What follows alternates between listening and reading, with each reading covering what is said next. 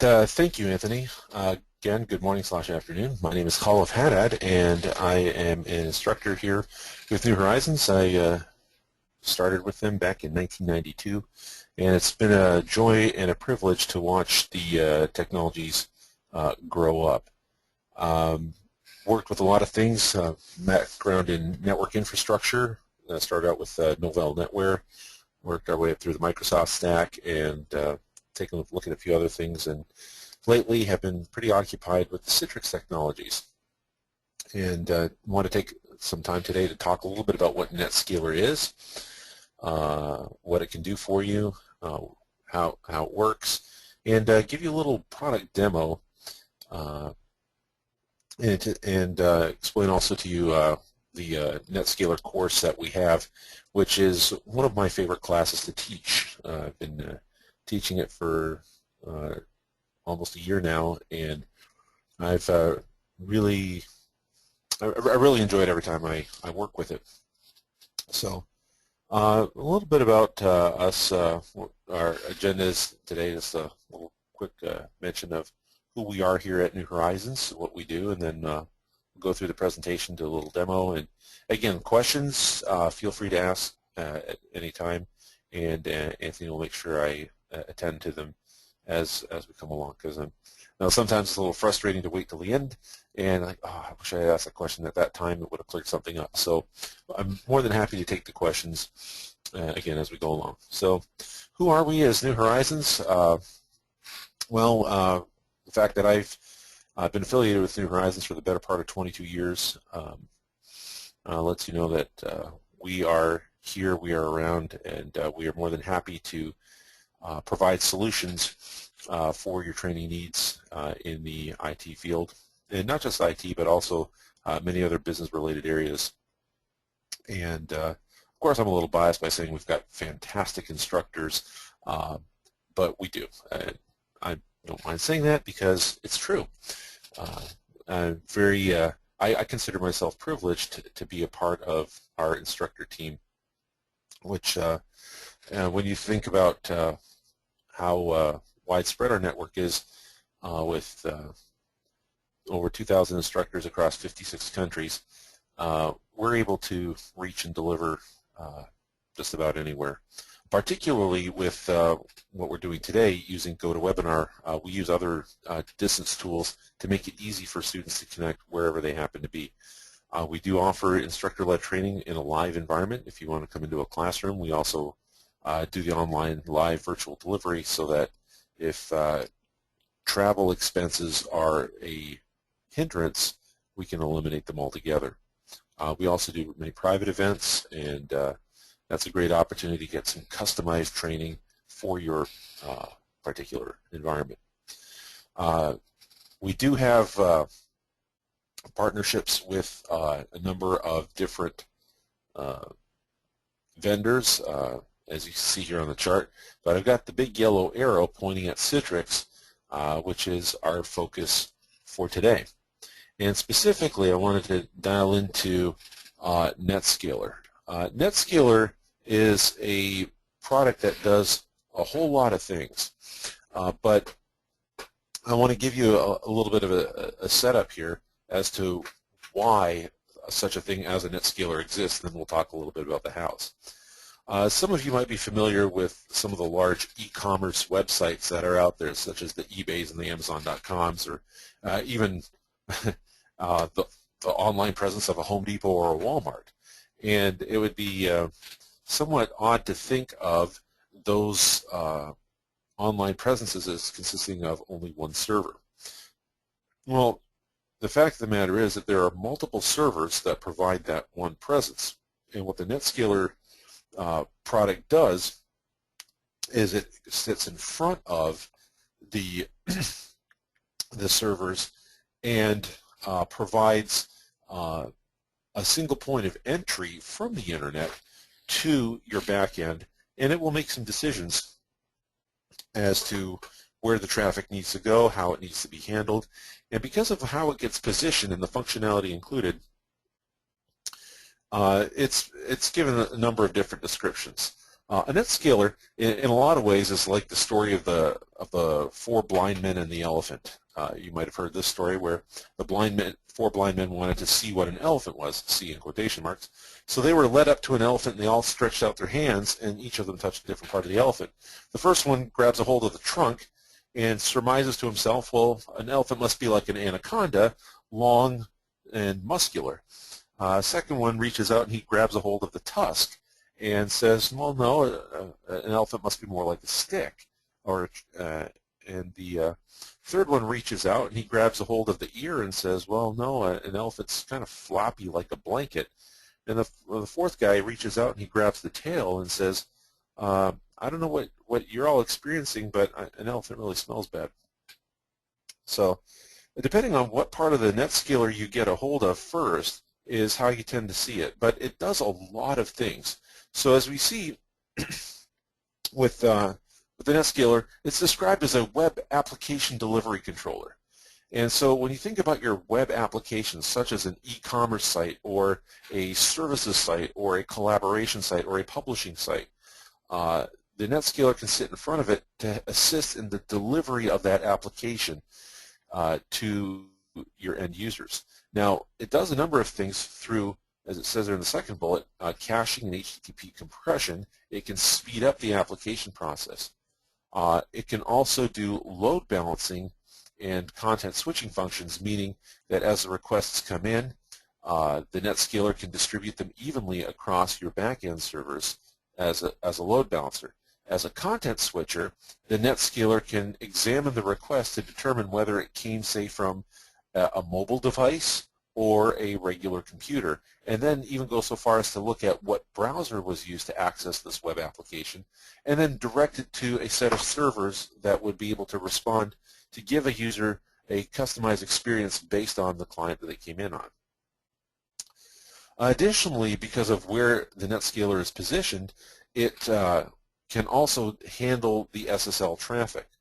So if I were to diagram this, which I am fond of doing, I believe you can now see my very sophisticated diagramming component. If I were to have some back-end servers, oops, and I'll just go ahead and quickly create a few servers here. There's server 1, server 2, server 3, and I will go ahead and just label them with the color. All right, and presuming that these three servers provide the same function, actually, it's yeah, we'll just leave that for now. So if all of these are web servers, I can move that over a little bit.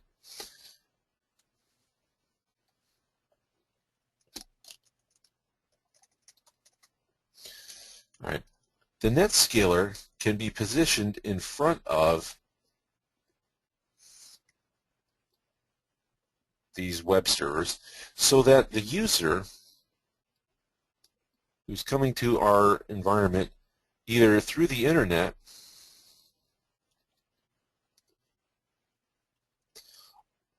or even a local user who's already inside and wants to access these same resources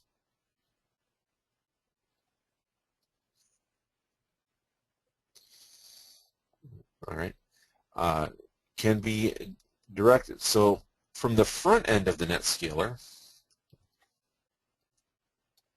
so there's the front of the NetScaler, and this would be correspondingly then the back of the NetScaler.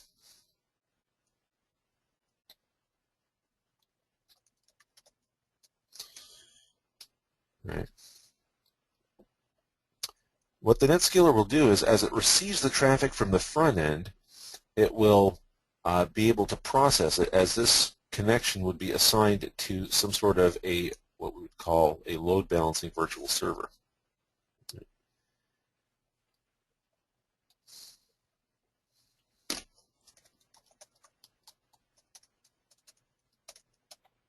Oops.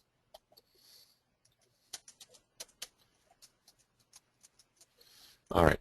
This load balancing virtual server would be aware of the back-end servers. In fact, let me go ahead and just copy those.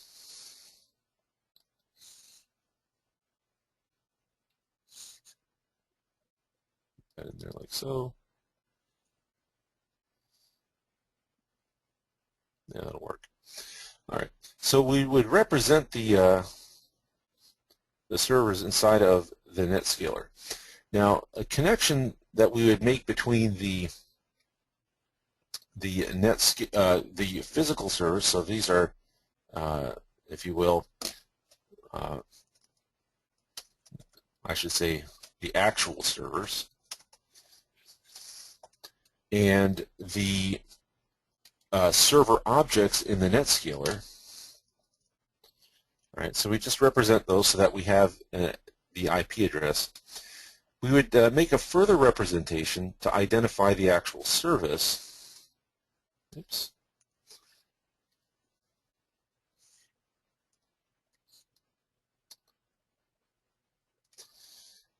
And we'll call that the services.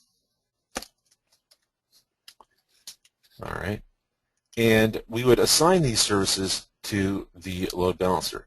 So the servers simply represent the existence of the physical or the actual servers that are behind the NetScaler. Then we connect these services and say that it is a web server, so HTTP on port 80, for example. And we'll configure all of these services with HTTP 80. And then we would assign them to the load balancer.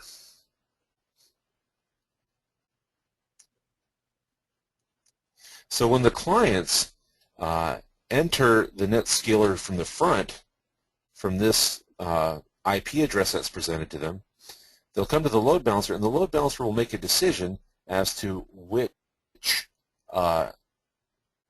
service will be invoked. Right.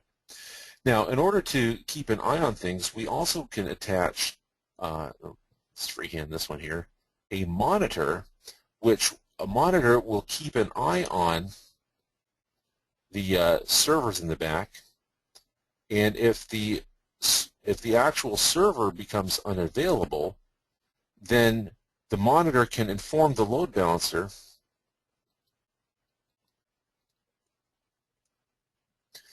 that, say for example, if the blue server were to go down, then the load balancer would be informed, don't send any requests down here, but rather go through. Now, another benefit to this is the performance gain. By having all of the connections to the server come back through one front end, the NetScaler can handle all of the traffic management up front and then maintain a single connection on behalf of all of the users. So all of the users are connecting at the front end. From the back end, only one connection is being made from the NetScaler to each of the actual servers. So there's an efficiency to be gained there.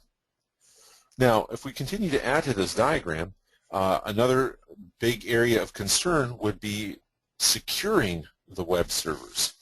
And if you're familiar with the effort required for monitoring and maintaining certificates, you'd recognize that traditionally we would have to add a certificate to each one of the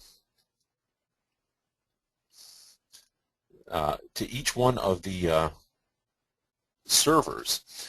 Now, instead of going through the stress and hassle of adding a certificate, well, let's drop one off here, one off here. Instead of having three separate certificates, I could tie the certificate up here and handle all the traffic such that I am still doing secure HTTP. Oops, this way. I could do HTTPS up to here, and then out the back end, just HTTP. So I can do what's called the SSL offloading, offloading all of that SSL work from the servers onto the NetScaler. That gains huge, so that the servers can concentrate on just being web servers and not have to worry about the security aspect of it. I bring that up to the NetScaler. There are many other things that the NetScaler is capable of. Right. We talked about there's secure with SSL VPN. There's some other things.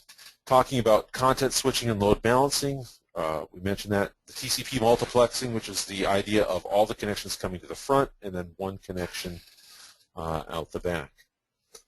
All right, so another way of summarizing all of this is that the NetScaler is an application switch that performs application-specific traffic analysis to intelligently distribute, optimize, and secure the network traffic for web applications using a variety of techniques, including switching, security and protection, and optimization. So what I'm going to do is bring up an instance of our NetScalers. Now, I have a virtualized environment here, and I'm going to demonstrate for you a website that I can go to. So 10.0.0.98 in this virtual environment, and it loads the main page, the index page from the green server. Now, if I click the refresh button, load balancing should send me over to the red server. And refresh again, now I'm over to the blue server. I'm getting the exact same content, but the color has been changing. And in fact, in addition to the color, you can observe the change of words right here on the screen as I refresh the view. Now, how is that working? Well, again, I'll bring up the administration console here in my environment.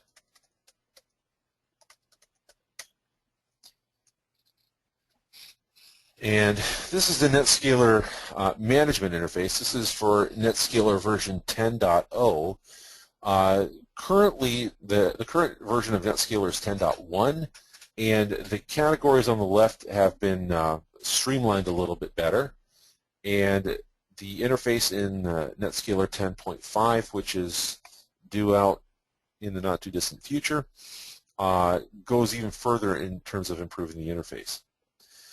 So going back to that example of load balancing the request for the index page between the three different servers, I'll scroll down to the load balancing node and show you that we have the servers represented.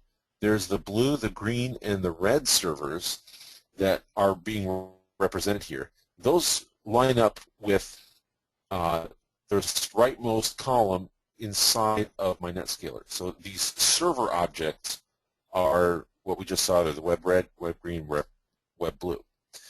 These server objects simply represent the existence of a server with an IP address out there. Right? Then to that we attach the services. I have a service on that IP address, port 80, using this protocol. Now I'll select, I think, the red service, and if I open it, yeah, thank you, Java. That's, by the way, one of the improvements they're making to NetScaler 10.5 is that they're rewriting the console tool to get away from Java, and it should be all HTML5. Portions of the 10.1 interface have been rewritten in HTML5. That should all be done by the 10.5 release. All right. All right, so the way the service is configured is that the service, we are going to name the service, and we're going to attach it to a server which will tell me what the IP address is supposed to be. All right, you see there that the protocol and the port are specified here. Now, as part of configuring the service, so we attach the IP address to the port, and there is a monitor down here letting us know this is how I'm going to check to see whether the web service is available. Now, there are many monitors to choose from. The default one, the TCP default, is just to, hey, if I can open up a TCP session, then I know that server is awake. There are other things that we can do with regards to monitoring, such as monitor specifically for HTTP, or use the extended content verification to look for a particular response from the back-end web server to see whether it is truly available. As part of monitoring, we know that we can ping a server and it may respond, but the service itself is not available. So our monitors can be customized to look for specific things. Well, I'll close out of this here. Oops. Where did that go? Hello. Huh.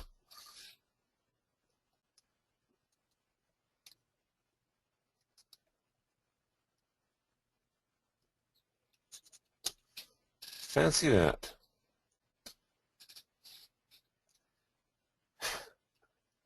I got to tell you, sometimes, and that's another reason why we're looking forward to this interface being rewritten in HTML5. All right, because there's just some weird things with Java from time to time.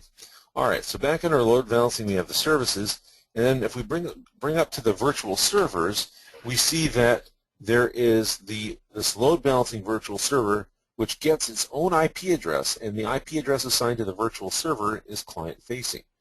Along with that, we're saying we're listening on port 80 for HTTP traffic, and the load balancing method that's being used is called least connection. So the NetScaler is going to monitor how many connections have been passed through to each one of the different services in the back, and as it keeps tally of those, the next inbound request will go to the least connected one. So let me go ahead and open this and show you that the load balancing virtual server will have 3 services assigned to it. In addition to that, we'll also have the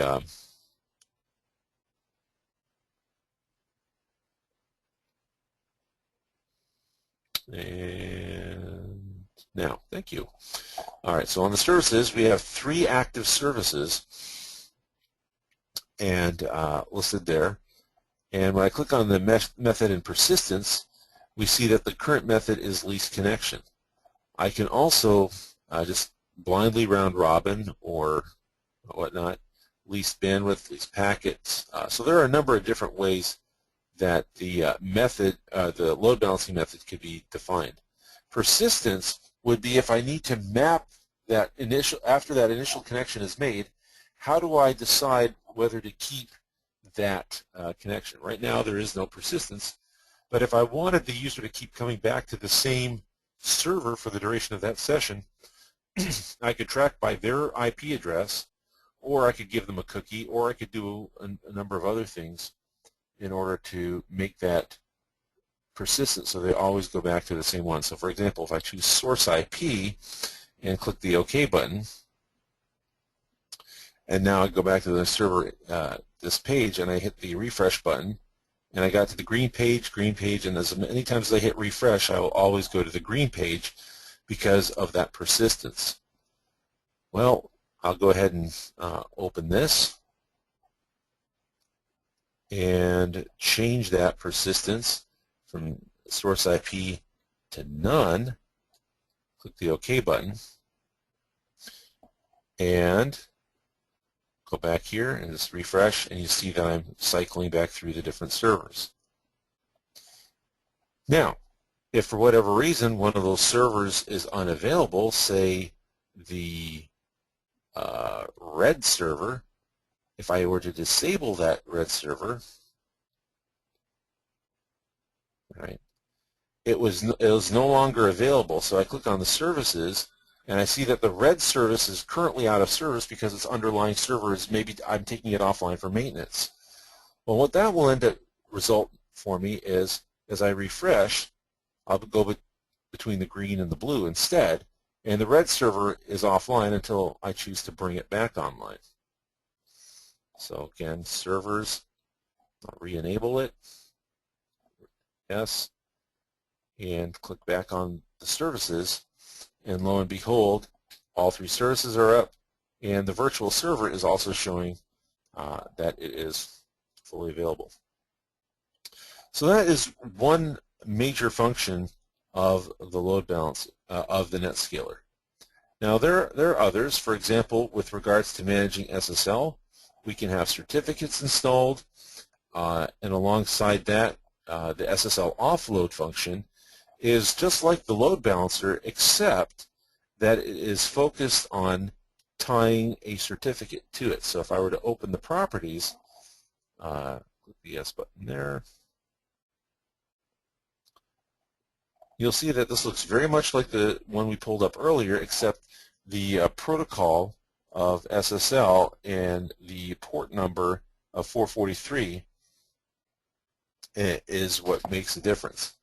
Then on the SSL settings, you see that we've attached a certificate to the front of this server.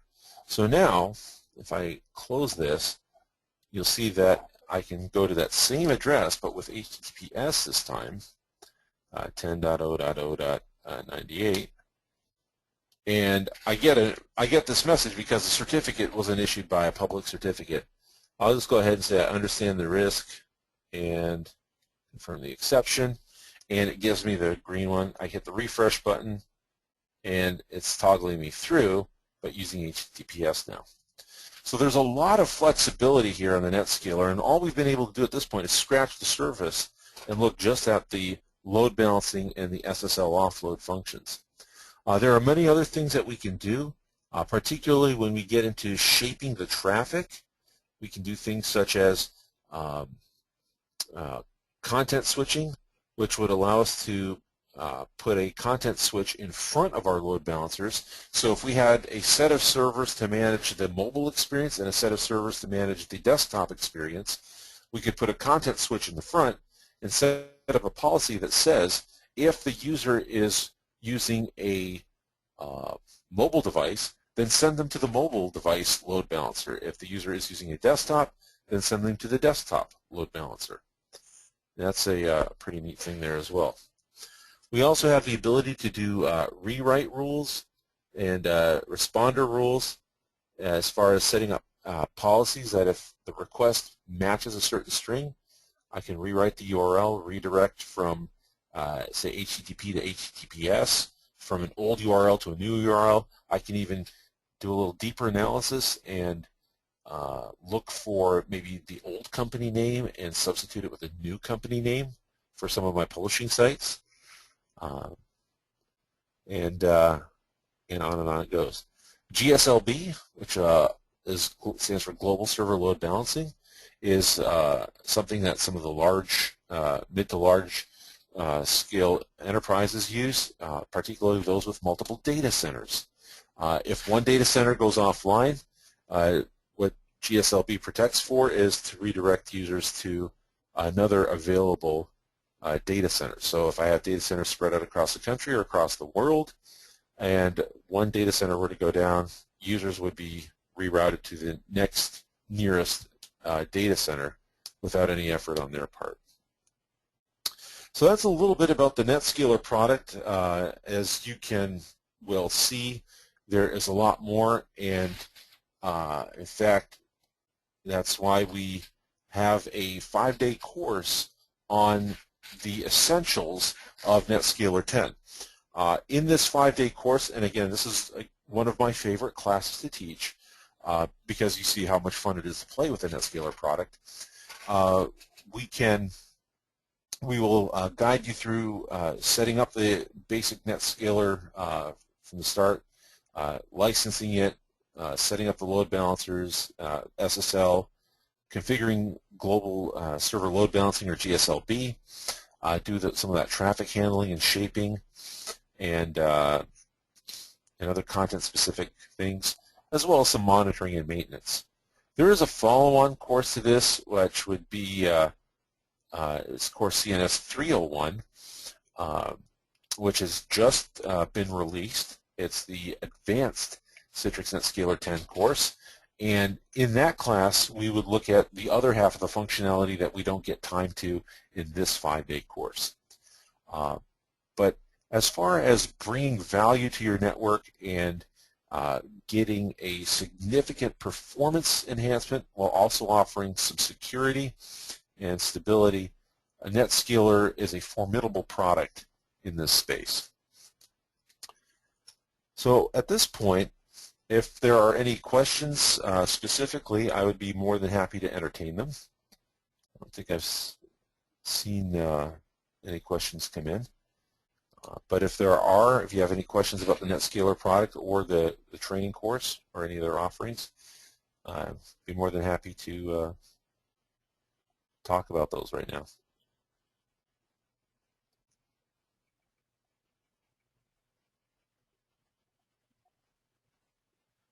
I'm not seeing any questions coming in, but again, feel free to type them in the chat box and I can relay them. Otherwise, we'll hang out for a couple more minutes, but if there aren't any questions, that's the end of the webinar.